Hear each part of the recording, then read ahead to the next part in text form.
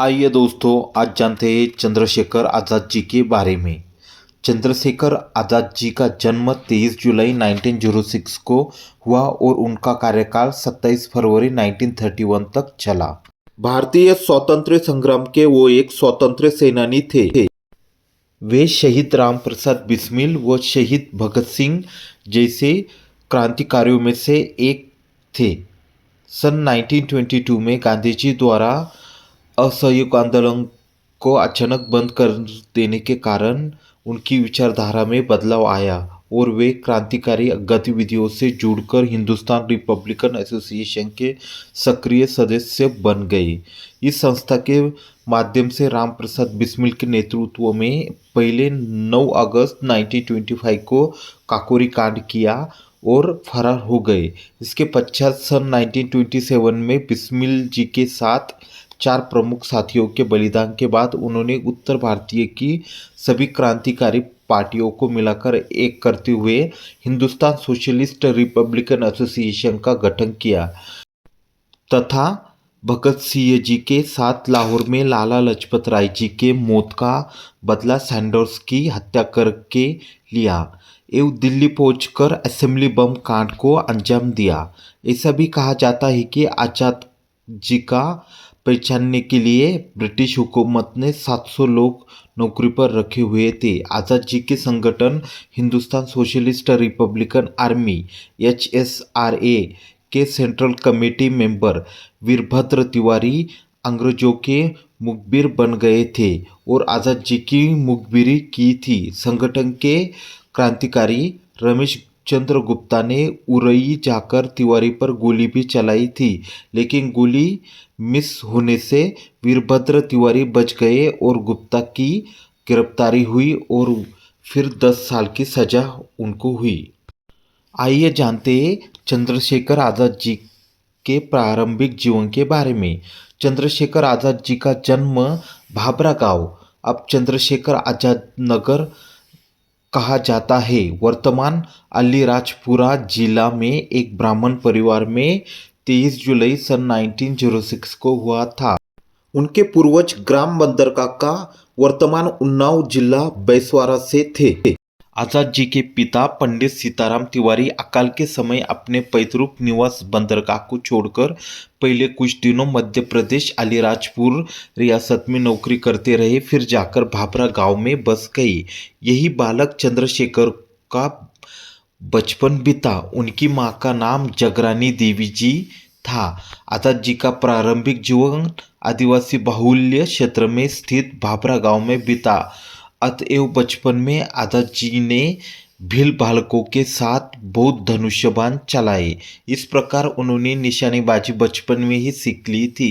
बालक चंद्रशेखर आज़ाद जी का मन अब देश को आज़ाद करके अहिंसात्मक उपायों से हटकर सशस्त्र क्रांति की ओर मुड़ गया। उस समय बनारस क्रांतिकारियों का गढ़ था। वह मनमथनाथ गुप्त और प्रणवेश चटर्जी के संपर्क में आए और क्रांतिकारी दल के सदस्य बन गए। क्रांतिकारियों का वह दल हिंदुस्तान प्रजातंत्र संघ के नाम से जाना जाता था। आइए जानते हैं 1919 में हुए अमृतसर के जालियन बाग नरसंहार ने देश के नवयुवक को उद्वेलित कर दिया। चंद्रशेखर जी उस समय पढ़ाई कर रहे थे जब गांधी जी ने सन 1920 में असहयोग आंदोलन का फरमान जारी किया तो वह आग ज्वालामुखी बनकर फट पड़ी और तमाम अन्य छात्रों की भांति चंद्रशेखर जी भी सड़कों पर उतर आए। अपने विद्यालय के छात्रों के साथ इस आंदोलन में भाग लेने पर वे पहली बार गिरफ्तार हुए और उन्हें 15 बेतों की सजा मिली। इस घटना का उल्लेख पंडित जवाहरलाल नेहरू ने कायदा तोड़ने वाले एक छोटे से लड़के की कहानी के रूप में किया है। उन्होंने कहा था, ऐसे ही कायदे या कानून तोड़ने के लिए एक छोटे से लड़के को जिसकी उम्र 14 या 15 साल की थी और जो अपने को आज़ाद कहता था, बेत की सजा दी गई। उसे नंगा किया गया और बेत की टिकटी से बांध दिया गया। बेत एक एक कर उस पर पड़ते और उसकी चमड़ी उधेड़ डालते पर वह हर बेत के साथ चिल्लाता था, भारत माता की जय। वह लड़का अब तक यही नारा लगाता रहा जब तक कि वह बेहोश न हो गया। बाद में वही लड़का उत्तर भारत के क्रांतिकारी कार्य दल का एक बड़ा नेता बना। आइए जानते हैं झांसी में क्रांतिकारी गतिविधियों के बारे में। चंद्रशेखर आजाद जी ने एक निर्धारित समय के लिए झांसी को अपना गढ़ बना लिया। झांसी से 15 किलोमीटर दूर ओरछा के जंगलों में वह अपने साथियों के साथ निशानेबाजी किया करते थे। अचूक निशानेबाज होने के कारण चंद्रशेखर आजाद जी को दूसरे क्रांतिकारियों को प्रशिक्षण देने के साथ साथ पंडित हरिशंकर ब्रह्मचारी के नाम से बच्चों के अध्यापन का कार्य भी करते थे। वह धीमारपुर गांव में अपने इसी छद्म नाम से स्थानीय लोगों के बीच लोकप्रिय हो गए थे। झांसी में रहते हुए चंद्रशेखर आजाद जी ने गाड़ी चलाना भी सीख ली थी। आइए जानते हैं क्रांतिकारियों का संगठन।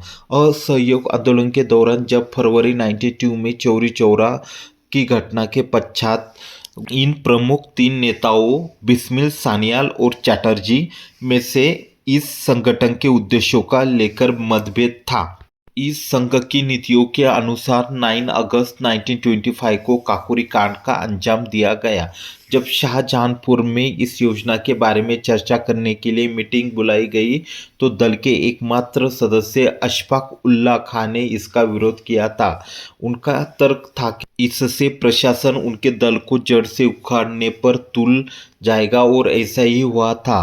अंग्रेज चंद्रशेखर आजाद जी को तो पकड़ नहीं सके पर अन्य सर्वोच्च कार्यकर्ताओं में पंडित रामप्रसाद बिस्मिल, अशफाक उल्लाह खां एवं ठाकुर रोशन सिंह को 19 दिसंबर 1927 तथा उससे 2 दिन पूर्व राजेंद्र नाथ लाहिड़ी को 17 दिसंबर 1927 को फांसी पर लटकाकर मार दिया गया। सभी प्रमुख कार्यकर्ताओं के पकड़ जाने से इस मुकदमे के दौरान दल पाय निष्क्रिय ही रहा। एकाध बार बिस्मिल्लाह तथा योगेश चैटर्जी आदि क्रांतिकारियों को छुड़ाने की योजना भी बनी जिसमें आजाद जी के अलावा भगत सिंह जी भी शामिल थे, लेकिन किसी कारण वह योजना पूरी न हो सकी। 4 क्रांतिकारियों को फांसी और 16 को कड़ी कैद की सजा के बाद चंद्रशेखर आजाद जी ने उत्तर भारतीय के सभी क्रांतिकारियों को एकत्र कर 8 दिसंबर 1928 को दिल्ली के फिरोजशाह कोटला मैदान में एक गुप्त सभा का आयोजन किया। इसी सभा में भगत सिंह जी को दल का प्रचार प्रमुख बनाया गया। इसी सभा में यह भी तय किया गया कि सभी क्रांतिकारी दलों को अपने अपने उद्देश्य इस नई पार्टी में विलय कर लेने चाहिए। पर्याप्त विचार विमर्श के पश्चात एक मत से समाजवाद को दल के प्रमुख उद्देश्य में शामिल घोषित करते हुए हिंदुस्तान रिपब्लिकन एसोसिएशन का नाम बदलकर हिंदुस्तान सोशलिस्ट रिपब्लिकन एसोसिएशन रखा गया। चंद्रशेखर आजाद जी ने सेना प्रमुख कमांडर इन चीफ का दायित्व संभाला। इस दल के संगठन के पश्चात एक नया लक्ष्य निर्धारित किया गया। हमारी लड़ाई आखिरी फैसले होने तक जारी रहेगी और वह फैसला है जीत या मौत। आजाद जी के प्रशंसकों में जवाहरलाल नेहरू, पुरुषोत्तम दास टंडन का नाम शुमार था। जवाहरलाल नेहरू जी ने आजाद जी के भेंट आनंद भवन में हुई थी। उसका जिक्र नेहरू जी ने अपनी आत्मकथा में फांसीवादी मनोवृत्ति के रूप में किया है। इसकी कठोर आलोचना मनपंथनाथ गुप्ता ने अपने लेख में की है। कुछ लोगों का ऐसा भी कहना है कि नेहरू जी ने आजाद जी को दल के सदस्यों को समाजवाद के प्रशिक्षण हेतु रूस भेजने के लिए 1000 रुपये दिए थे, जिनमें 448 रुपये आजाद जी की शहादत के वक्त उनके वस्त्रों में मिले थे।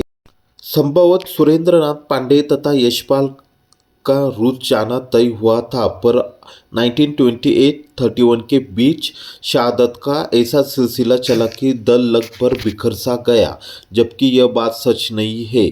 चंद्रशेखर आजाद जी की इच्छा के विरुद्ध जब भगत सिंह जी ने असेंबली में बम फेंकने गए तो आजाद जी पर दल की पूरी जिम्मेदारी आ गई। सॉन्डर्स वध में भी उन्होंने भगत सिंह जी का साथ दिया और बाद में उन्हें छुड़वाने के लिए पूरी कोशिश की। आजाद जी की सलाह के खिलाफ जाकर यशपाल जी ने 23 दिसंबर 1929 को दिल्ली के नज़दीक वायसराय की गाड़ी पर बम फेंका तो इससे आज़ाद जी क्षुब्ध थे, क्योंकि इसमें वायसराय तो बच गया था पर कुछ और कर्मचारी मारे गए थे। आज़ाद जी को 28 मई 1930 को भगवती चरण ओहरा की बम परीक्षण में हुई शहादत से भी गहरा आघात लगा था। इसके कारण भगत सिंह जी को जेल से छुड़ाने की योजना भी खटाई में पड़ गई।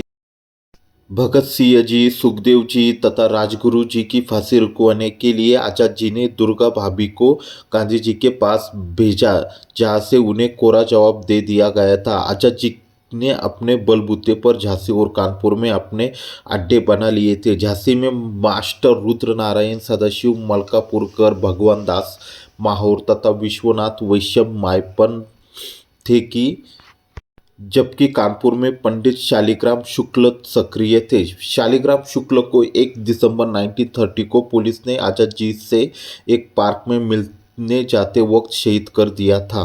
आइए अब जानते हैं उनके बलिदान के बारे में। HSRA द्वारा किए गए सैंडर्स वध और दिल्ली असेंबली बम कांड में फांसी की सजा पाए 3 अभियुक्तों भगत सिंह जी, राजगुरु जी और सुखदेव जी ने अपील करने से साफ मना कर ही दिया था। अन्य सजायाफ्ता अभियुक्तों में से सिर्फ 3 ने ही प्रिवी काउंसिल में अपील की। 11 फरवरी 1931 को लंदन की प्रिवी काउंसिल में अपील की सुनवाई हुई।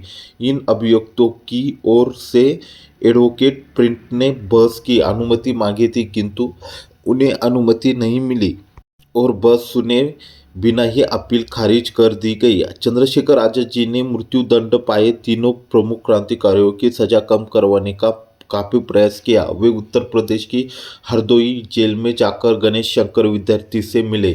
विद्यार्थी से परामर्श कर वे इलाहाबाद गए और 20 फरवरी को जवाहरलाल नेहरू जी से उनके निवास आनंद भवन में भेंट की। आजाद जी ने पंडित नेहरू से यह आग्रह किया कि गांधी जी पर लॉर्ड इरविन से इन तीनों की फांसी को उम्र कैद में बदलवाने के लिए जोर डालो। अल्फ्रेड पार्क में अपने एक मित्र सुखदेव जी राज से मंथना कर रहे थे, तभी CID का SSP नॉट बाबर जीप से वहां आ पहुंचा। उसके पीछे पीछे भारी संख्या में कर्नलगंज धान से पुलिस भी आ गई। दोनों ओर से हुई भयंकर गोलीबारी में आजाद जी ने 3 पुलिसकर्मियों को मौत के घाट उतार दिया और कई अंग्रेज सैनिक घायल हो गए। अंत में जब उनकी बंदूक में एक ही गोली बची थी तो वो गोली उन्होंने खुद को मार ली और वीरगति प्राप्त हो गई।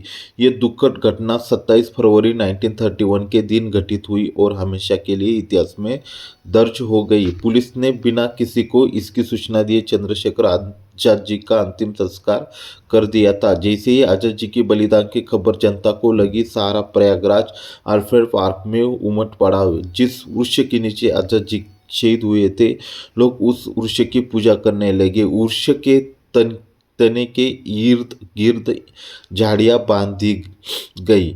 लोग उस स्थान की माटी को कपड़ों में शीशियों में भरकर ले जाने। समूचे शहर में आजाद जी के बलिदान की खबर से जबरदस्त तनाव हो गया। शाम होते होते सारी सरकारी प्रतिष्ठानों पर हमले होने लगे। लोग सड़कों पर आने लगे। आजाद जी के बलिदान की खबर जवाहरलाल नेहरू की पत्नी कमला नेहरू को मिली तो उन्होंने तमाम कांग्रेसी नेताओं और अन्य देशभक्तों को इसकी सूचना दी। बाद में शाम के वक्त लोगों का हुजूम पुरुषोत्तम दास टंडन के नेतृत्व में प्रयागराज के रसूलाबाद शमशान घाट पर कमला नेहरू को साथ लेकर पहुंचा। अगले दिन आजाद जी की अस्थियां चुनकर युवकों का एक जुलूस निकला गया। इस जुलूस में इतनी ज़्यादा भीड़ थी कि प्रयागराज की मुख्य सड़कों पर जाम लग गया। ऐसा लग रहा था जैसे प्रयागराज की जनता के रूप में सारा हिंदुस्तान अपने इस सपूत को अंतिम विदाई देने उमड़ पड़ा है। जुलूस के बाद सभा हुई। सभा को शचीन्द्र नाथ सान्याल की पत्नी प्रतिभा सान्याल ने संबोधित करते हुए कहा कि जैसे बंगाल में खुदीराम बोस के बलिदान के बाद उनकी राख को लोगों ने घर में रखकर सम्मानित किया, वैसे ही आजाद जी को भी सम्मान मिलेगा। सभा को कमला नेहरू और पुरुषोत्तम दास टंडन ने भी संबोधित किया। इससे कुछ ही दिन पूर्व 6 फरवरी 1931 को पंडित मोतीलाल नेहरू के देहांत के बाद आजाद जी के भेष बदलकर उनकी शव यात्रा में शामिल हुए। आइए जानते हैं उनके व्यक्तिगत जीवन के बारे में। आजाद जी प्रखर देशभक्त थे। काकोरी कांड में फरार होने के बाद से ही उन्होंने छिपने के लिए साधु का वेश बनाना बखूबी सीख लिया था और इसका उपयोग उन्होंने कई बार किया। एक बार वे दल के लिए धन जुटाने हेतु गाजीपुर के एक मरनासन साधु के पास चेला बनकर भी रहे थे ताकि उसके मरने के बाद मठ की संपत्ति उनके हाथ लग जाए। परंतु वहां जाकर जब उन्हें पता चला कि साधु उनके पहुंचने के पश्चात मरनासन नहीं रहा अपितु और अधिक हट्टा कट्टा होने लगा तो वो वापस आ गए। प्राय सभी क्रांतिकारी उन दिनों रूस की क्रांतिकारी कहानियों में अत्यधिक प्रभावित थे। आजाद जी भी थे, लेकिन वे खुद पढ़ने के बजाय दूसरों से सुनने में ज़्यादा आनंदित होते थे। एक बार दल के गठन के लिए बम्बई गए तो वहाँ उन्होंने कई फिल्में भी देखी। उस समय मुख्य फिल्मों का ही प्रचलन था। अंत वे फिल्मों के प्रति विशेष आकर्षित नहीं हुए। चंद्रशेखर आजाद जी ने वीरता की नई परिभाषा लिखी थी। उनके बलिदान के बाद उनके द्वारा प्रारंभ किया गया आंदोलन और तेज हो गया। उनसे प्रेरणा लेकर हजारों युवक स्वतंत्रता आंदोलन में कूद पड़े। आजाद जी की शहादत के 16 वर्ष बाद 15 अगस्त सन 1947 को हिंदुस्तान की आज़ादी का उनका सपना पूरा हुआ था, किंतु वे उसे जीते जी देख न सके।